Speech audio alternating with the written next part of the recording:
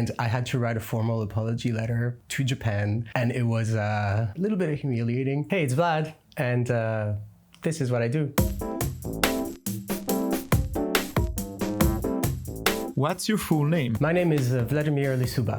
What's your main discipline? Main discipline is hand-to-hand bass. Other disciplines? Juggle, pass juggling, acrobatic, skip rope, acrobatic table. I think that's about it. The craziest thing you ever done in a show? The craziest thing I've ever done in a show has very little to do with circus. When I was in New Zealand, I performed in a show called House of YOLO, and the concept of the show was that the artist starts almost naked, wearing only underwear, and throughout the show, you embody the character of Wild Couture, and while other artists are performing, you sew pieces of costumes for them. And for me, the most challenging part was learning how to sew a pair of shorts, use the overlocker, do it in under 5 minutes, and make sure that the shorts fit, because it's the only chance for the artist to have a short. Have you ever learned a new language for a show? Yeah. With What's Next, my street show, we perform the show in English, French, Italian, German, Japanese, and Korean. I would say Korean was the most challenging, where they actually asked us not to try and speak Korean, and they just had an interpreter. Whenever we tried to say something in Korean, just say it properly on the microphone.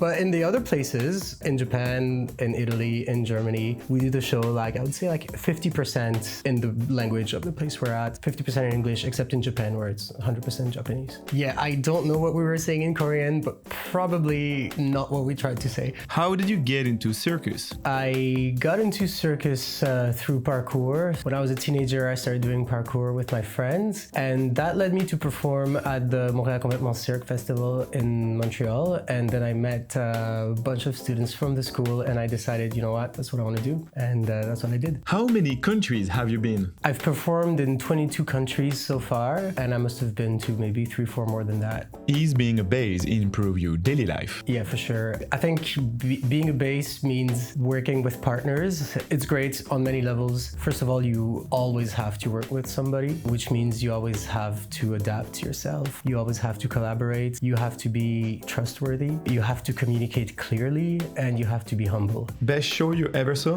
Different shows hit you differently depending on where you are in your life. So for me, when I was getting into circus, I saw XY, the French company Ensemble partner acrobatic show, and I thought that was great. Working in street shows, I saw some of the most amazing acts. So shout out to the Daredevil Chicken, shout out to Matt Ricardo. And then some shows that really influenced me, Cirque Aital, the show Acrobat, Compagnie Rasposo, Le Chant du Dindon. All those shows were just amazing and formative. What's your favorite pizza topping? What's the pizza called with the fresh cheese? Burrata? Okay, yeah, so like something fresh, like burrata, fresh tomatoes, rocket, that kind of stuff. Best memory as a circus artist? It's not a memory, but it's probably the accumulation of memories of just going to festivals all the time, hanging out with other artists, seeing a bunch of shows, being in the most creative environments everywhere in the world. Have you ever had any cultural misunderstanding?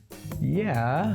The biggest one was in Japan. We were in Japan in 2019 for the Daidoge World Cup, a very, very big event for outdoor circus. And in Japan, they really love rules. On the first day, they told us, look, we only have one very important rule, is that we have this board at the lobby of the hotel, which is going to give you all the important information during the whole festival. It's a whiteboard. Please don't do anything. Don't draw anything on the whiteboard. And I was a bit younger.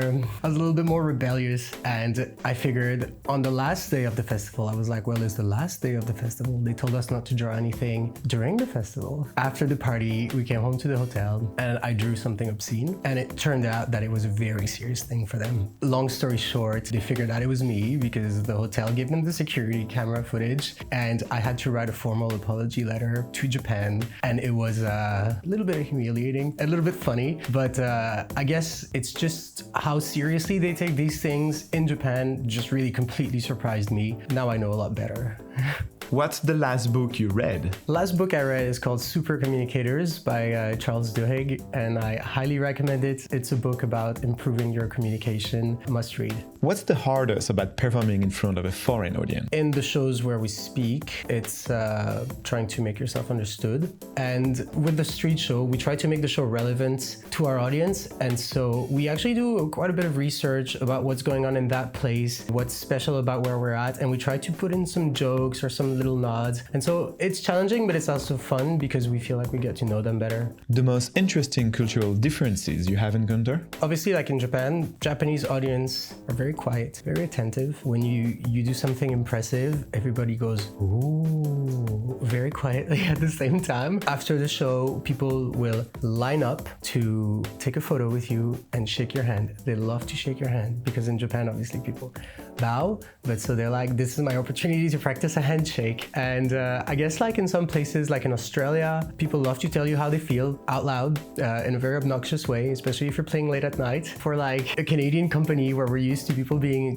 very polite, being screamed at during the show is a little bit of something to get used to. What's your go-to karaoke song? I haven't been in karaoke in a while, but when I was a student, I used to work in an Italian restaurant and they had karaoke night once a month. And there was a family that came and they used to always tip me and ask me to sing Kiss by Prince. So that's kind of my go-to karaoke song. What's underrated in the circus? Just like the variety of styles of offerings. Very often people think about circus and they either have an image of a traditional circus and a big top with animals, or something like Cirque du Soleil, or maybe Seven Fingers, but there's a whole world of different styles of circus that exists that I would highly recommend people check out. What's overrated in the circus? It's a hard truth, but technique. People focus way too much on trying to do the hardest, most difficult trick, and for most people, they don't even get it. What's the last picture on your phone? The last picture on my phone, first of all, that's my home screen.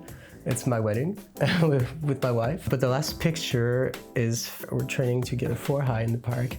So what did you do before coming here? I took a Bixi in the 30-degree sun in Montreal and had a great ride, which is a lovely city. What will you do after? I think I might go play in the park, a bunch of other acrobats, and then I'm gonna go pick up my mother and we're gonna go to watch some shows at the festival. Anything you want to promote? So if you're in the United States, keep your eyes out for Cirque Kick-Ass, the beer truck circus show that's gonna be touring all over the United States in the next few years.